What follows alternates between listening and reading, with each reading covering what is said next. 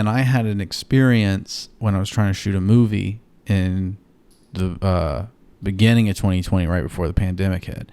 And I had paid an actress from Los Angeles to come shoot a role. And like, you know, we worked on a couple like videos with me. The whole like dynamic is I wanted to feel like friends hanging out, and then we just are fucking around. And we'll, you know, it's probably going to feel like chaos, and you're probably not going to be sure that what we're shooting is going to be worth a damn by the end of it. But hopefully I can edit something together.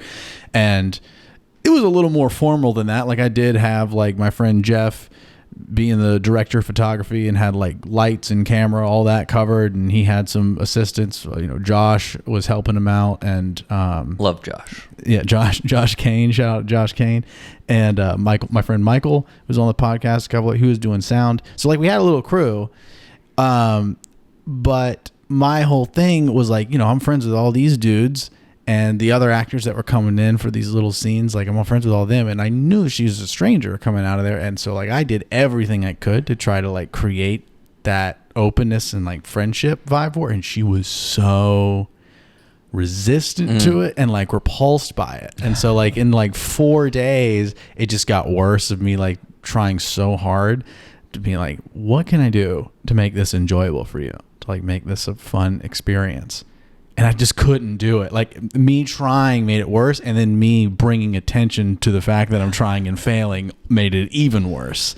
I feel like you should have filmed this. You're talking to the actress. Yeah. Well, so I didn't get to finish that movie because of the pandemic. Like I got a third of it done. And I've always thought if I were to go back and finish it or throw out what I did and restart, which is more likely, I think it would be so much better to like start the movie with like a little portion of what the movie was supposed to look like, and then have it switch over into this meta mockumentary style thing where it's about the making of it and trying to make this particular sequence of scenes with this actress, you know, have a different actress play her, of course, unless I could get the real That means she's like never again. I bet if I had money, like serious money, I bet I could maybe talk her into it. But also I'm not sure that she would be good at having that much of a sense of humor about the situation. Because to me, I mean, I feel like my goal with remaking it would really be less to, you know, make her look bad in it, but to make me look like the harder you try, the worse it gets. Right. Right. You know, I mean, there was something about the movie I was making was kind of because it was like semi about me.